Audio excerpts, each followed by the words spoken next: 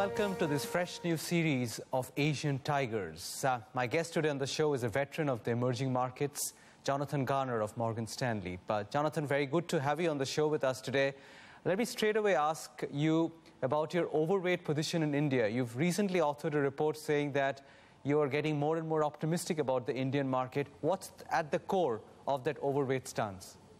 Well, I think what we're seeing in India is probably sort of uniquely amongst emerging markets. It has a very clear reform agenda to address sort of long-standing issues, particularly around infrastructure spending.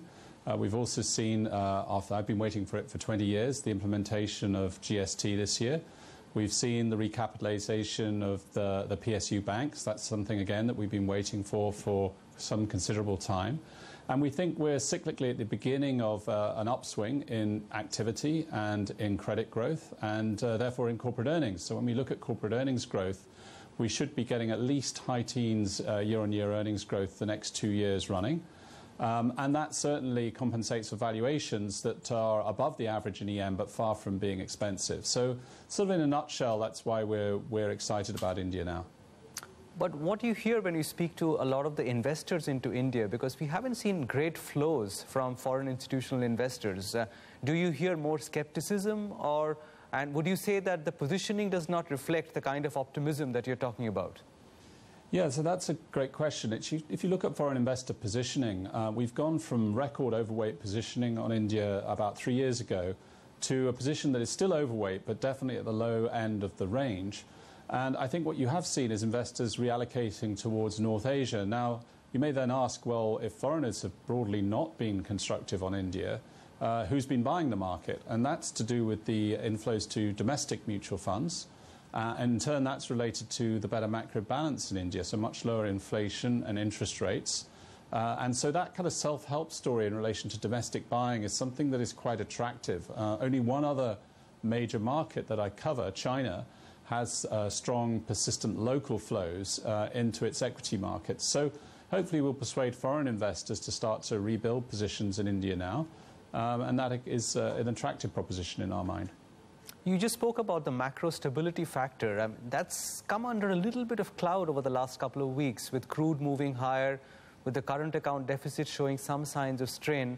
And we have seen reflections of that in bond yield prices which have gone up, bond yields which have gone up in India, and the rupee which is also straining a little bit. Does this worry you that there is a little touch of grey to the macroeconomic story? Yeah, I think we always have to watch oil carefully in respect to India, because we do have an oil import to GDP ratio of about 2% of GDP. If we were to get a 10% jump in oil, that tends to widen the current account deficit by about 30 basis points of GDP. It also puts upward pressure on inflation. So it's certainly a macro risk factor. Now, that said, oil has gotten roughly to where our analysts think it should be on the basis of Brent. We still have a supply dynamic globally that is far more flexible than in the past. It's true there's been an inventory drawdown, and that's partly why oil prices have firmed. But for the time being, I don't think it's a significant enough risk to take away from the other positives that I mentioned earlier in this interview, but definitely worth monitoring. But you're cognizant of that risk, because I think in one of your reports you do point out that India tends to underperform during periods when crude prices are on the boil compared to other emerging markets. Yeah, so as a single factor, that would be, if that was all you were looking at, a negative. But I mentioned 4 or 5 factors earlier on in this interview that are positives, and in our mind outweigh that potential negative. So this domestic inflow factor that you just touched upon, do you think it's just a cyclical factor because stock markets have performed pretty well? Or is there a structural construct to that this time around, where you don't see flows petering off at the first sign of any kind of correction or volatility in the market?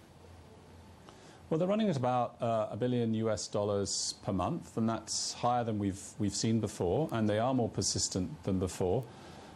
It's partly to do with this structural reduction in inflation and in interest rates, and we don't think interest rates, by the way, are going to back up that much going forward. It may also, in part, be a payoff from the demonetization program, which is obviously being controversial, but clearly that has led to a formalization of cash that was previously held outside of formal financial institutions. So that arguably would be a one-off factor, but we've been nicely surprised by the persistence of these flows, and we think there's something important going on there. Just to come back to the foreign institutional flows, I mean, in December, the general expectation is that the Fed will raise interest rates again. Do you see that as a defining aspect of how emerging markets will do compared to developed markets over the next few months, or is that risk or prospect fully baked in to expectations? Well, I think expectations are reasonably clear that the Fed is going to continue to raise interest rates. A point that we would make is that the real interest rate cushion on average that emerging markets enjoys is far, far higher than in the 2013 taper tantrum episode. There are countries that still have external vulnerabilities or relatively high inflation. We would put Turkey and South Africa into that group. But I don't think India is anywhere near as vulnerable to Fed raising rates as it was 4 or 5 years ago.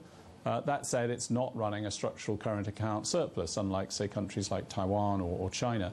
So it's moved from being a country that was more at risk than the average in relation to the Fed 4 or 5 years ago to being, roughly in the middle of the group in relation to the Fed. So you're saying that that should not necessarily inject a lot of volatility into global equities? Because we've had a remarkable year, in a sense, with such low volatility. I mean, we haven't seen in recent memory. But do you see that continuing, or is there complacency in global equities now? Well, the Fed's been at pains to be forward-looking and to be endogenous to the system, as it were, not to shock the system with overly rapid rate rises. Obviously, were we to get, say, inflation surprising on the upside in the US, and the Fed would become more aggressive, and that might become more of a risk factor. But I think there's a lot of discussion about the central banks, but we always have to come back to the synchronized global economic upswing and just how strong corporate earnings growth is on a global basis. India's been a little late joining the party for various reasons to this global story, but it's about, if we're right, to join the party in quite a big way with pretty significant earnings growth going forward.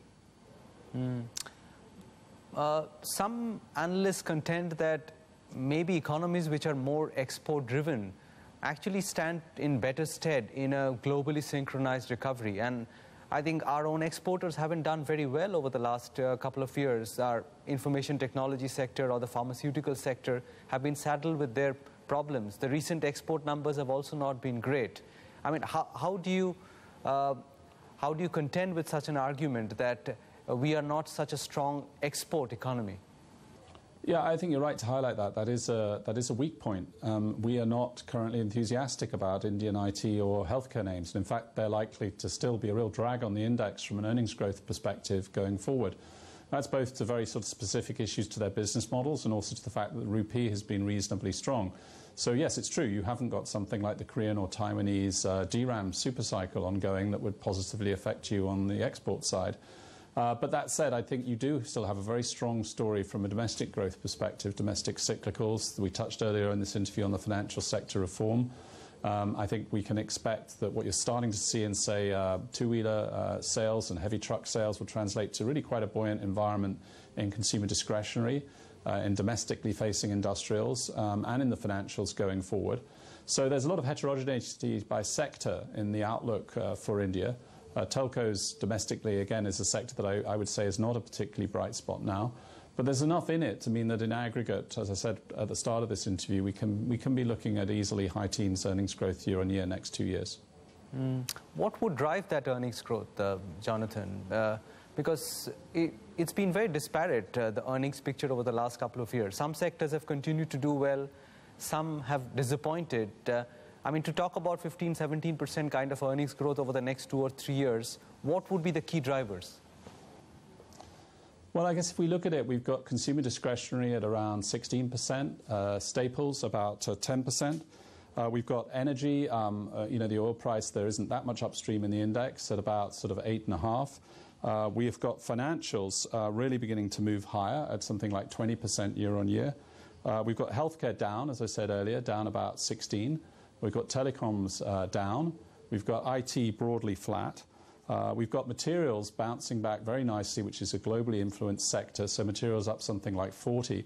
So there's a very wide disparity in earnings growth, but it adds up, as I said, to a mid-teens number when you add up all the different sectors.